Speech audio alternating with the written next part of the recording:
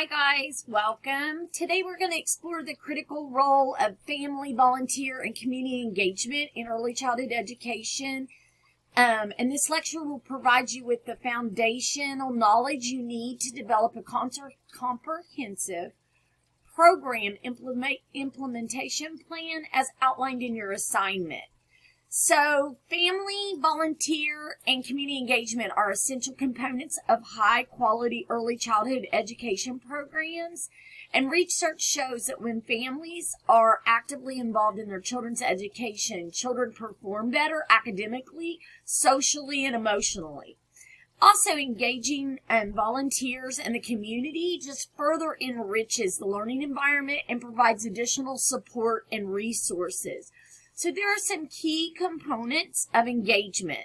One is building positive relationships, and we've talked about this before in prior lectures, that it is important to establish trust and open communication with families. And we also want to respect and recognize the diverse backgrounds and experiences of families. And we want to create a welcoming and inclusive environment. Effective communication is also a component of engagement.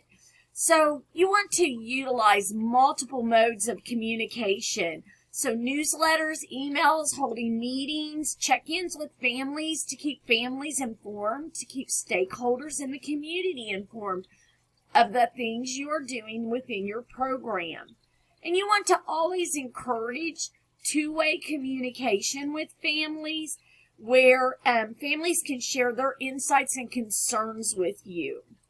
And you want to provide updates on their progress that the children are making and program activities in an effort to keep families actively engaged and involved.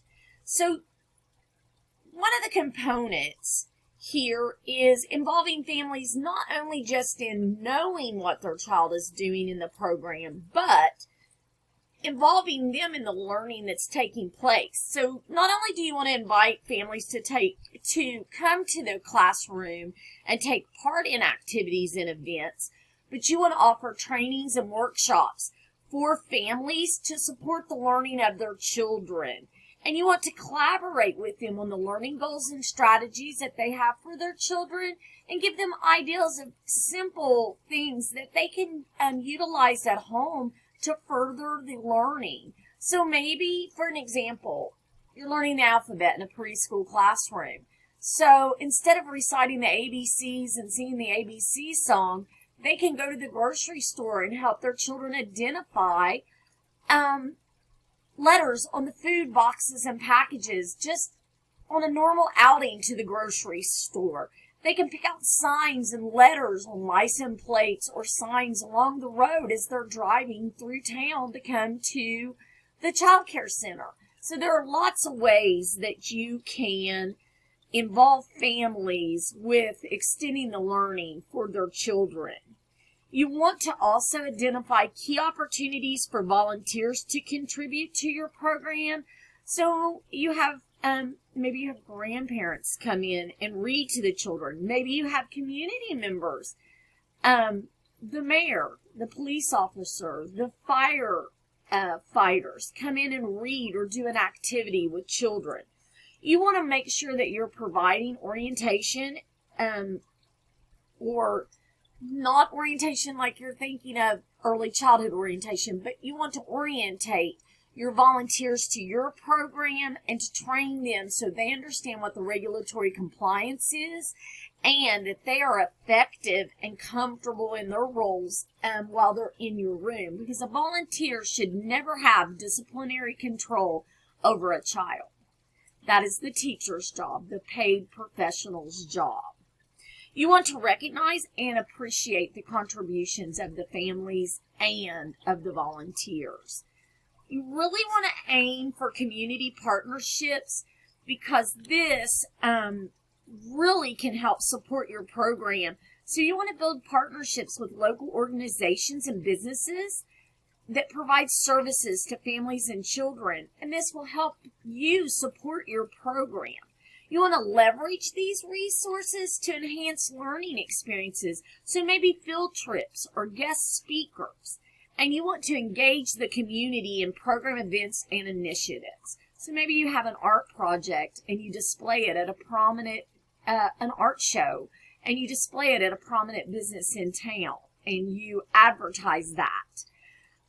So when you're working on your assignment of the development of the implementation plan, let's think about a few things. You want to have an introduction. So you want to start with an overview of the importance of family, volunteer, and community engagement. You want to highlight the benefits of those partnerships for children's development and learning. And then you want to have some clear goals and objectives. So define clear and measurable goals for your engagement plan and outline specific objectives that will help you achieve those goals.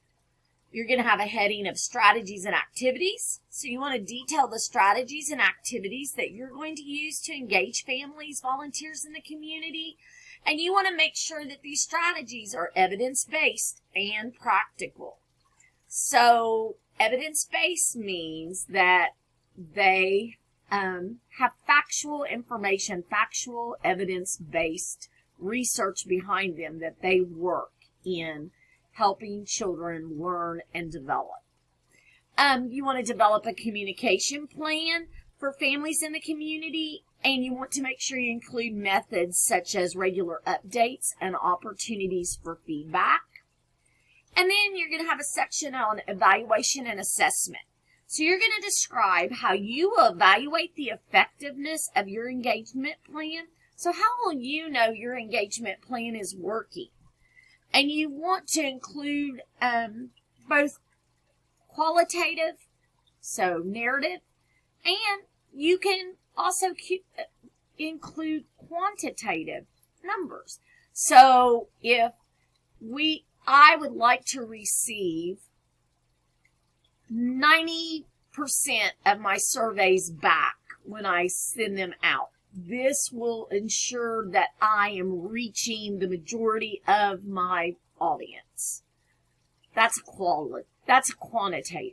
Qualitative would be, while sharing in discussion with families, most of the families tell me that they agree with the way we do our feedback surveys. That's just a broad example, you all, of the difference between a simplistic example of quantitative and qualitative.